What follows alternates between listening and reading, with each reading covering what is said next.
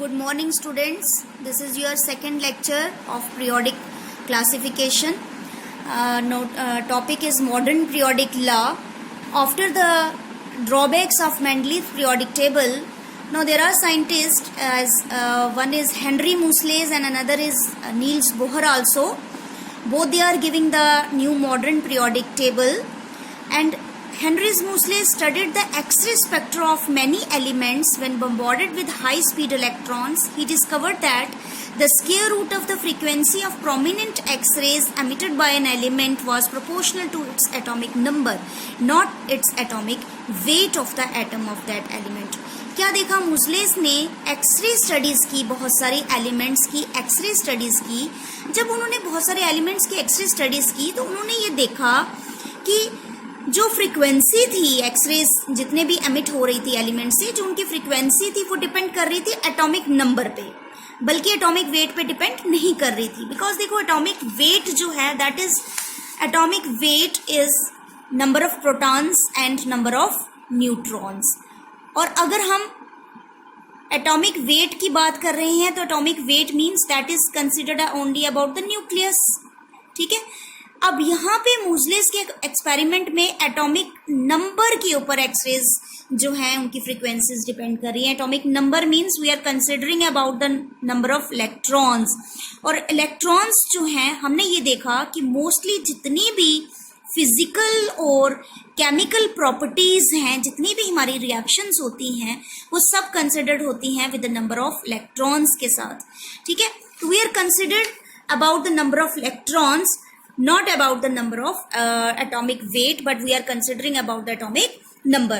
So Moseley's, according to Moseley's experiment, when he plot of this frequency versus z means atomic number, gave a straight line. Thus Moseley's concluded that atomic number was a better fundamental property of an element than its atomic weight. So modern periodic law states that physical and chemical properties of the element are periodic function of their atomic number. That means if the elements are arranged in order of their increasing atomic numbers, the elements with similar properties are repeated after certain regular intervals. ये चीज़ तो हमें Mendeleev's ने भी बताई थी कि जब elements को उसने एटॉमिक वेट के हिसाब से रिप्रेजेंट किया था, तब भी कुछ प्रॉपर्टीज जो थी वो after certain regular intervals repeat हुई थी. लेकिन उस टाइम बहुत सारे ड्रॉबैक्स रह गए थे, कुछ डिसिमिलर प्रॉपर्टीज भी एक ही ग्रुप में रह गई थी.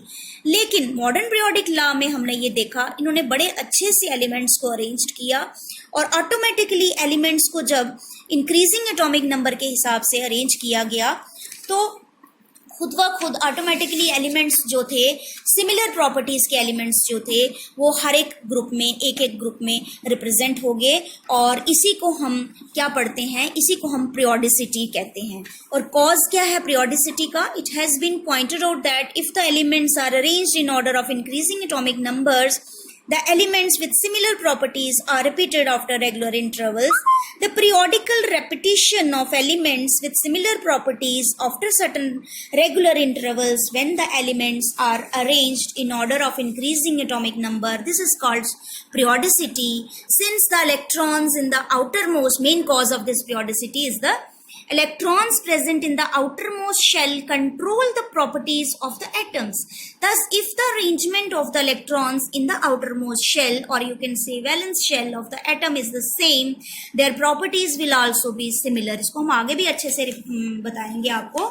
फिलहाल मैं थोड़ा सा आपको बताऊंगी. जैसे देखो, एक ग्रुप ले लेते हैं हम. जैसे अगर हमने एल्कली मेटल ले लिया तो lithium, sodium, potassium, rubidium, caesium and francium, hydrogen also, they are all having the one positive charge in their outermost electron, means they are all are having the one ns1 outermost electronic configuration. तो इन सब की outermost electronic configuration जो है वो सबकी same है, that is ns1.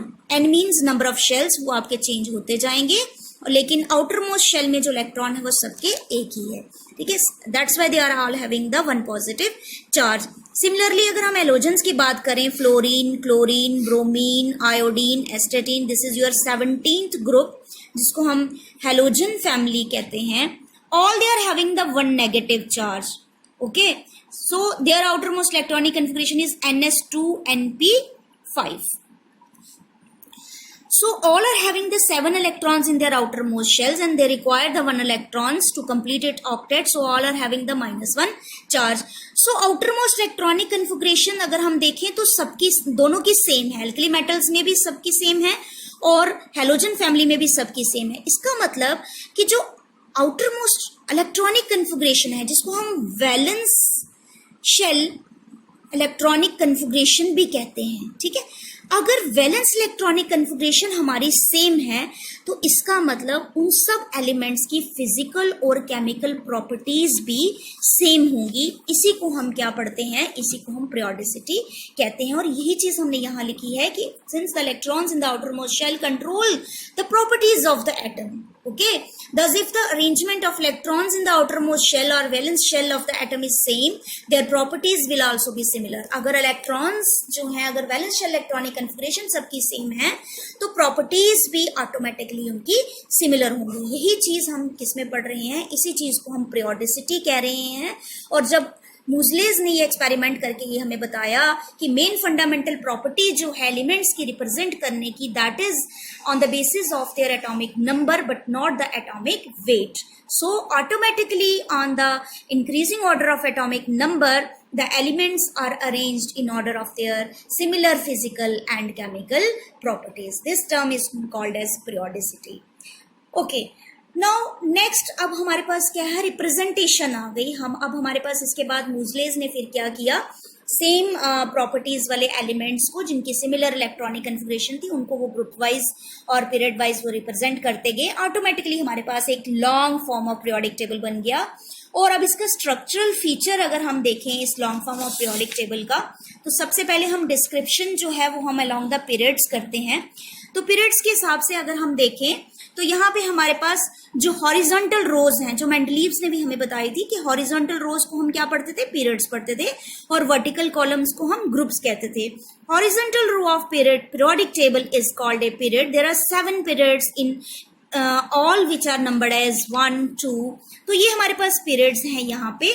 तो हमारे पास 7 पीरियड्स हैं जिसको ये रिप्रेजेंट कर रहा है 1, 2, 3, 4, 5, 6 एंड 7 के साथ, ठीक है. तो 7 पीरियड्स हैं. Each period of the periodic table begins with the filling of new energy shell. In fact, the number of the period also represents the principal quantum number of the valence shell of the element present in it. देखो, अब ये जो representation है, this is all about, you have read in your structure of atom.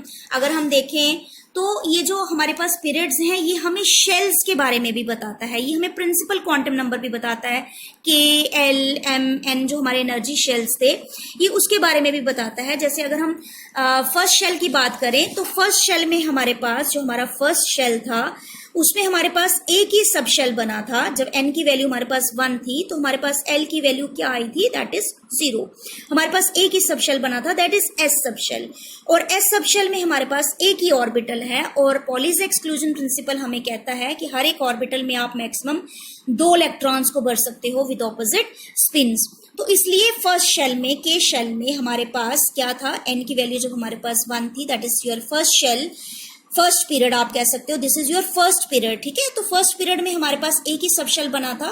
आपको पता है L की value 0, 1, 2, 3 represent your S sub shell, P sub shell, D sub shell and F sub shell. ये आपको सारा पता है according to your structure of atom. So first period में हमारे पास एक ही सब शेल बना है, यानी हमारे पास 2 ही इलेक्ट्रॉन्स अकोमोडेट होते हैं. कहने का मतलब 2 इलेक्ट्रॉन्स का है कि 2 ही एलिमेंट्स आपके प्रेजेंट होंगे. कहाँ पे, आपके फर्स्ट शेल में, यानी आपके फर्स्ट पीरियड में आपके पास 2 ही एलिमेंट्स होंगे.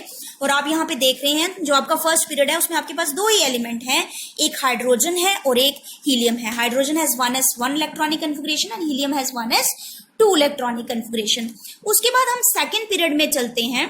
सेकेंड पीरियड में क्या है, सेकेंड पीरियड में आपको पता है, सेकेंड पीरियड में आपके पास, सेकेंड पीरियड यू हैव 2 सब shell, you have 2s and 2p, ठीक है. जब आप सेकेंड शेल की बात करते हैं तो एजिमुथल क्वांटम नंबर आपको 2 सब शेल देता है, एल वैल्यूज आपको s भी मिलती है और p भी मिलती है, ठीक है.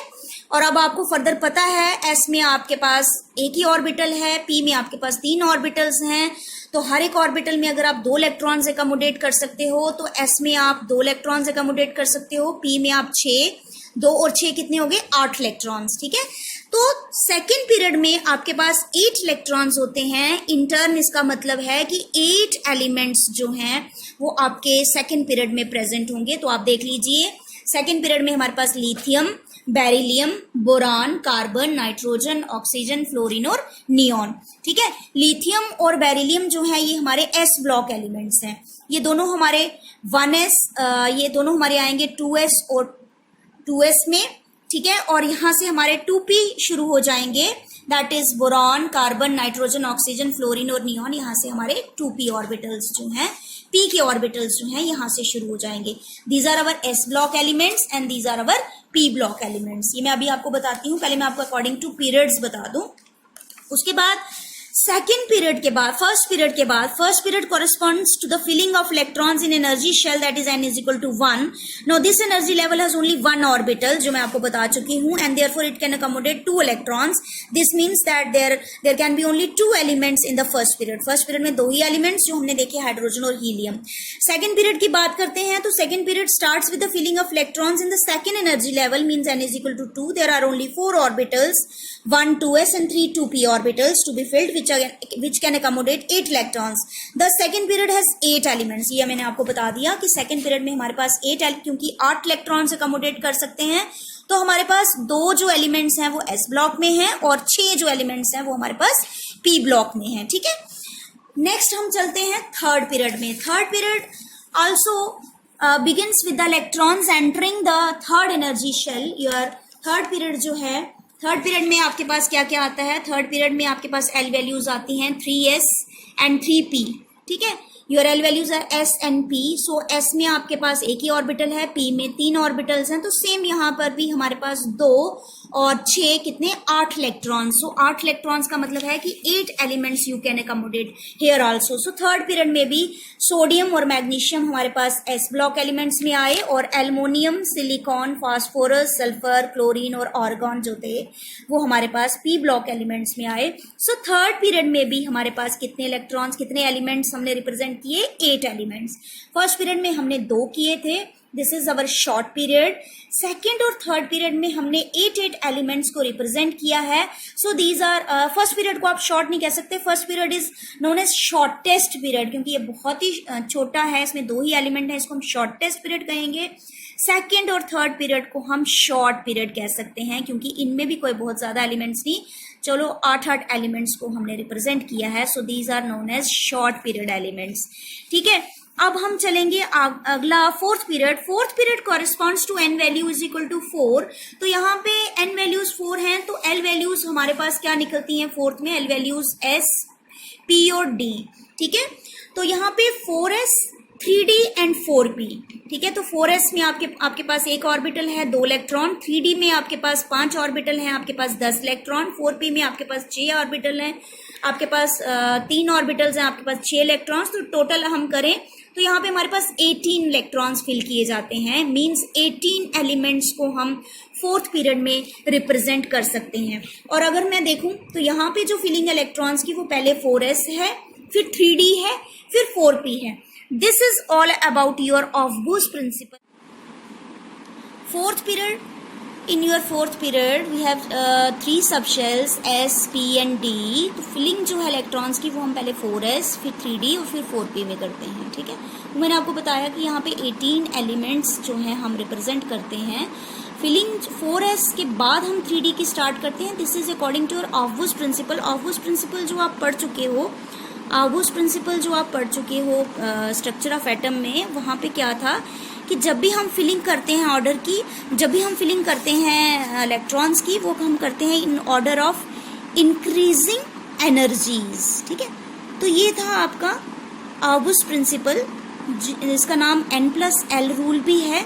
तो आप यहाँ पे देख लीजिए, अगर हम 4s और 3d की देखें एनर्जी, तो 4s की करें तो 4 + 0 यानी 4 एनर्जी, और 3d की करें तो 3 + 2 यानी 5 एनर्जी, ठीक है। तो ये एल वैल्यू से एनर्जी लिख रहे हैं हम 0 1 2 3, ठीक है। एस के लिए 0, p, d एंड f, और d के लिए क्या था, 2 था, तो 3 + 2 यहाँ पे 5 एनर्जी आई और यहाँ पे 4 एनर्जी आई। ठीक है, तो 4 एनर्जी लेवल छोटी है, 5 एनर्जी लेवल बड़ी है, तो इसीलिए हमने 4s को पहले लिखा, 3D को बाद में लिखा। देखो 3D जो है, ऐसे देखा जाए तो 3D जो है ये आपका थर्ड पीरियड में ही आपके 3 सबशेल बनते थे, S, P और D। लेकिन थर्ड पीरियड में हमने इस 3D को फिल नहीं किया था। हमने क्यों फिल नहीं किया था 3D को? क्योंकि 3D की एनर्जी जो है वो ज्यादा थी। 3D की एनर्जी,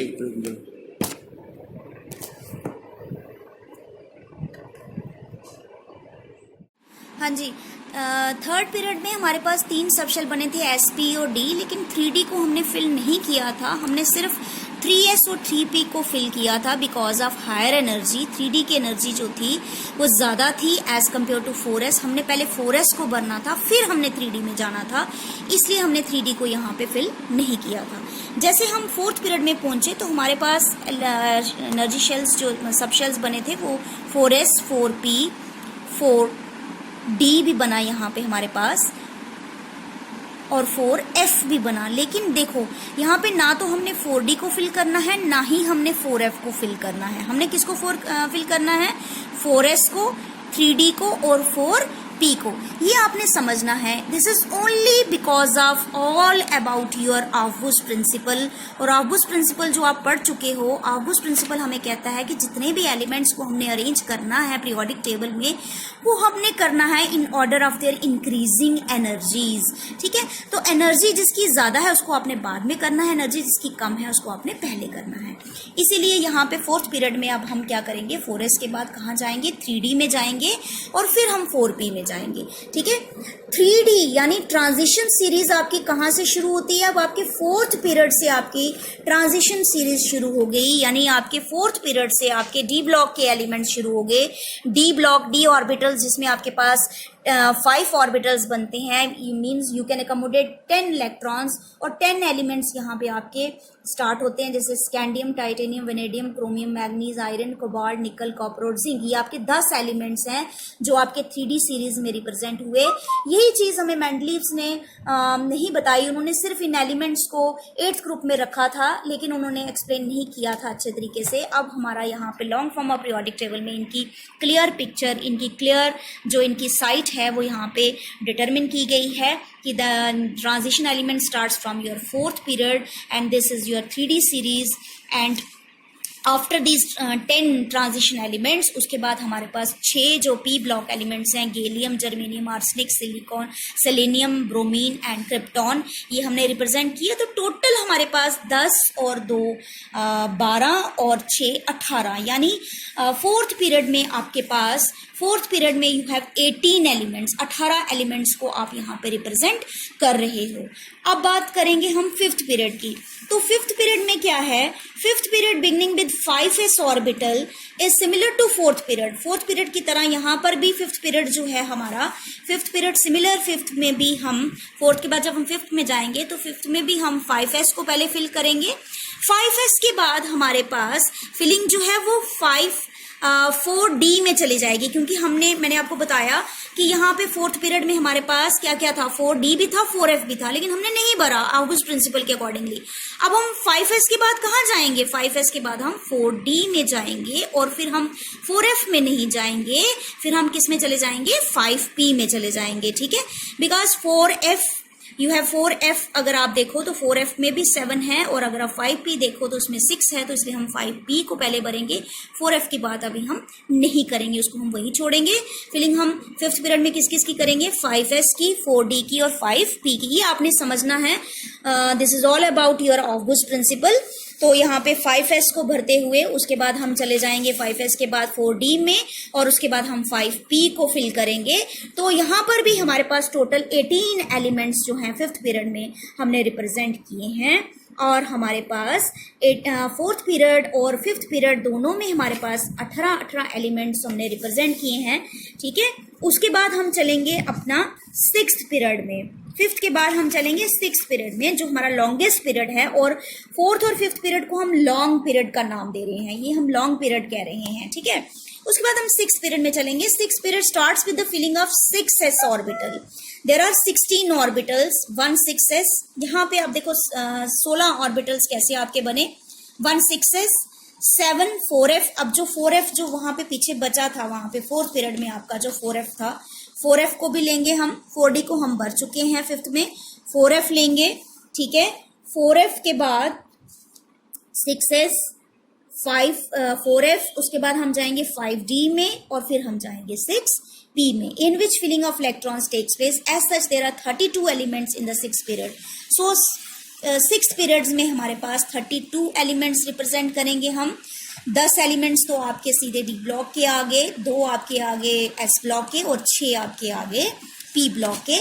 सो यहाँ पे 32 एलिमेंट्स को हम रिप्रेजेंट कर रहे हैं। So this is known as your longest period. So 7th period, that is also begins with the 7s orbital. It would also have 32 elements corresponding to the filling of 7s, 5f, 6d and 7p orbitals. So it may be noted that period 1 is called shortest period, period 2 and 3 are called short period, period 4 and 5 are called long period and your 6 is the longest period, ठीक है। सो ये थी periodic table की period wise representation. कल हम group wise करेंगे, तब तक आप इन सबको याद करके रखिए। Long form of periodic table हमारा, कल हम ग्रुप वाइज बताएंगे कि कैसे ग्रुप वाइज इनको हमने रिप्रेजेंट किया है, कैसे ये हमारे एस ब्लॉक हैं, पी ब्लॉक हैं, इनकी जनरल इलेक्ट्रॉनिक कन्फिगरेशन क्या है, एस की क्या है, डी की क्या है, एफ बी की क्या है और इनकी सबकी प्रॉपर्टीज क्या हैं। साथ ही हम ये सारा टॉपिक क्लियर करेंगे। So this is all about your today's lecture. Thank you.